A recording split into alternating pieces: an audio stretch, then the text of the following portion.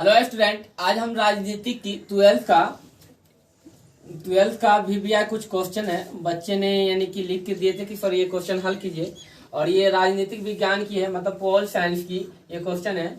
और एक एक क्वेश्चन करेंगे, और वीडियो समझ में आ जाए, अच्छा लगे तो लाइक कीजिए और चैनल को सब्सक्राइब कर दे क्योंकि वो दोबारा वीडियो आपके पास पहुंच सके। ठीक है, इस प्रकार के देखिए आज की पहली क्वेश्चन है, लोकसभा में विपक्षी का नेता कौन होता है? लोकसभा में विपक्षी का नेता कौन होता है?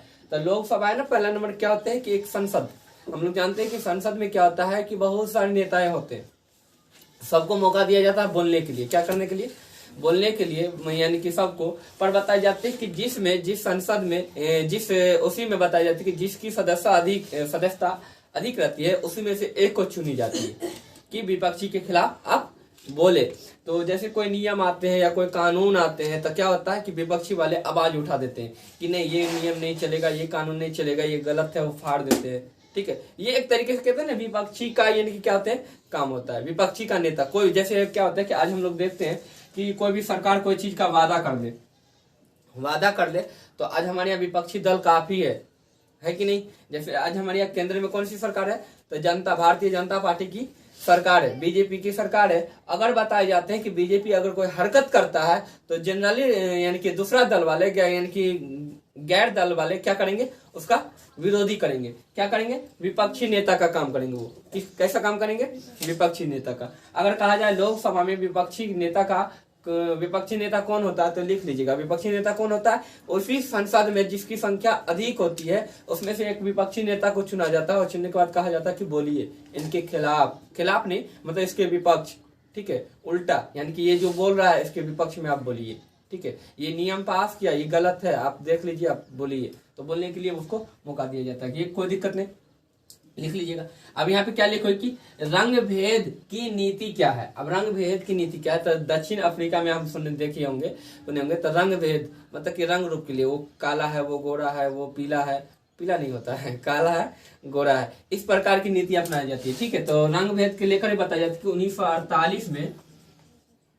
1948 में नेशनल पार्टी की सरकार दक्षिण अफ्रीका में, कहा नेशनल पार्टी की सरकार दक्षिण अफ्रीका में, इन्होंने क्या करते थे कि कोई गोरा के लिए अलग नियम और काले के लिए अलग नियम होता था। तो ये गोरे काले के लिए वो अलग नियम बना लेते थे। इस नियम को लेकर बताई जाती कि काफी झगड़ा भी चलती थी, काफी तौर तरीके भी चलती। और यहाँ पे ये भी कि भाषा के लेकर भी था, उसके लिए अलग भाषा, इसके लिए अलग भाषा। ये सभी नियम तौर तरीकों को, रंग भेद की नीतियों को उन्होंने, यानी कि दक्षिण अफ्रीका में 1900 यानी कि रंग भेद की नीति यह है कौन, इसको क्या किया दक्षिण अफ्रीका में 1994 में इसे समाप्त कर दिया गया, इसको रंग भेद की नीति। तो ये रंग भेद की नीति अगर कहा जाए तो लिख लीजिए, कोई दिक्कत नहीं, बहुत ही आसान है। ठीक है, और इतना आसान है जो 6 महीना का बच्चा बना लेगा। कितने महीने का? 6 महीने का बच्चा बना लेंगे। ठीक है, अब यहाँ पे लिखो, क्या लिखो ये कि आसियान के उद्देश्य क्या होते हैं, है ना? ये बताए जाते हैं कि एक संगठन है, ये क्या है? एक संगठन है। और ये क्या कहते हैं? विजय दस्तावेज, यानी कि पेश किया गया था 2020 में। कब पेश किया गया था? 2020 में पेश किया गया था। एक तरीके से ये कहा जाए तो अंतरराष्ट्रीय संगठन, एक क्षेत्रीय संगठन, एक क्या है?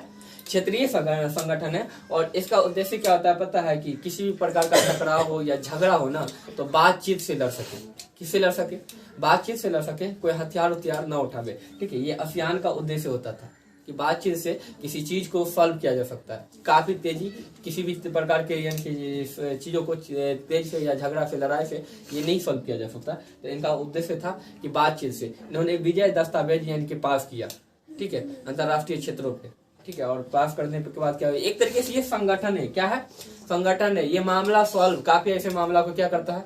सॉल्व करता है। 2020 में, मतलब 2020 में उन्होंने क्या किया कि एक अपना विजय, यानी कि विजय दस्तावेज को यानी कि पेश किया।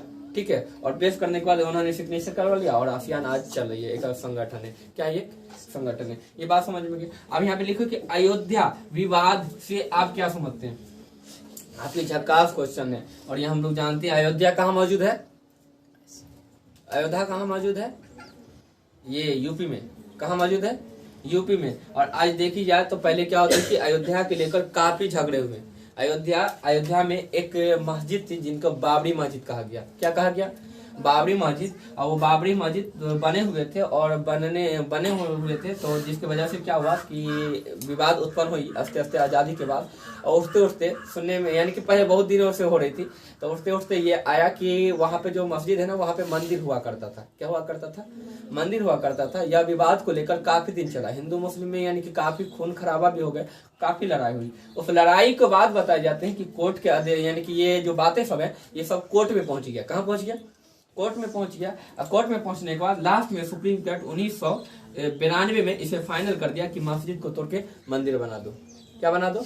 मस्जिद को तोड़कर मंदिर बना दो। ये फैसला खत्म हो गया और यानी कि मस्जिद को तोड़ दी गई, वहां मंदिर निर्माण हो गई। और कहा गया कि जो मस्जिद की जगह है उसे कुछ दूर हटा के, यानी कि 120 बीघा जमीन दे दी गई। वहां से कुछ दूर हटा के 120 बीघा क्या दे दिया गया? जमीन दे दिया गया कि यहाँ पे आप मस्जिद का निर्माण कर दे। ठीक है, पर यहाँ पे मंदिर था इसलिए इसे मस्जिद को तोड़ दी गई। ये बात समझिए कि अयोध्या, ठीक है, ये विवाद उत्पन्न हुआ था, उस विवाद को सॉल्व किया गया हमारे कोर्ट के थ्रू।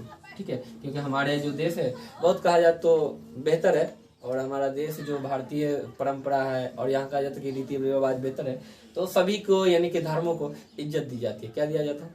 इज्जत दिया जाता है। अब यहाँ पे अगला क्वेश्चन है कि अगली क्वेश्चन है, लिखा हुआ क्या है? राष्ट्रपति के संकटकालीन शक्तियों का वर्णन करें। अब राष्ट्रपति के संकटकालीन शक्तियों क्या है? तो जैसे हम लोग नॉर्मली देखी जाए कि एक इंसान के जीवन में काफी ऐसे कठिनाइयों का सामना करना पड़ता है इंसानों को। तो क्या हमारे देश में निश्चित है ऐसा नहीं है कि कठिनाई नहीं होती, काफी ऐसी कठिनाइयां आती है। उन कठिनाइयों की सामना के लिए, उनके विवेचना के लिए, बेहतर के लिए, समस्या को हल करने के लिए हमारे राष्ट्रपति को शक्तियां दी गई है। क्या दी गई है? शक्तियां दी गई है। राष्ट्रपति को संकटकालीन शक्तियों, मतलब उन्हें शक्तियां दी गई है कि आप इन जगहों पे इनकी समस्या को संभाल सकते हैं। जैसे युद्ध अगर बताया जाए, इंटरनेशनल युद्ध हो जाए, मतलब विदेशियों यानी कि कभी आक्रमण कर जाता, राष्ट्रपति निर्णय लेंगे, वहां पे क्या करेंगे? उस निर्णय को व्यवस्थित करेंगे। अगर वित्तीय संस्था या वित्तीय संगठन या आर्थिक व्यवस्था हमारी खराब हो जाए तो उस समय राष्ट्रपति को शक्ति है कि वो बेहतर कर सकते हैं। संकट है, वो भी क्या है? एक प्रकार का संकट है। अब बताई जाती है कि इसीलिए बताई जाती है कि संविधान के भाग 18 में सभी शक्तियों का वर्णन किया गया, राष्ट्रपति की शक्तियों का वर्णन किया गया। उसे जोड़ी गई है कि राष्ट्रपति को शक्ति दिया जाए, जो जैसे हमारे यहाँ क्या है कि एक तरीके से कहा जाए कि राष्ट्रपति शासन अचानक लागू हो जाता है, किसी भी प्रकार का समस्या या विवाद होते हैं हमारे राज्य में, तो कौन सी शासन लागू हो जाएगा? राष्ट्रपति का ही नियम चलेंगे। किसका नियम चलेंगे? राष्ट्रपति का ही नियम चलेंगे। अनुच्छेद 52 में, अनुच्छेद 56 में, अनुच्छेद 60 में इन चीजों का वर्णन किया गया। राष्ट्रपति के यानी कि क्या है? शक्तियों का वर्णन किया गया है कि किन प्रकार वो अपनी शक्तियों को प्रकट सकते हैं। कभी भी किसी भी प्रकार का संकट आते हैं या संकटकालीन या कोई भी प्रकार का हमारे देश में समस्या आते हैं तो सबसे पहले निर्णय लेने वाले कौन है? राष्ट्रपति, क्योंकि उनको शक्ति दी गई है संविधान के भाग 18 में।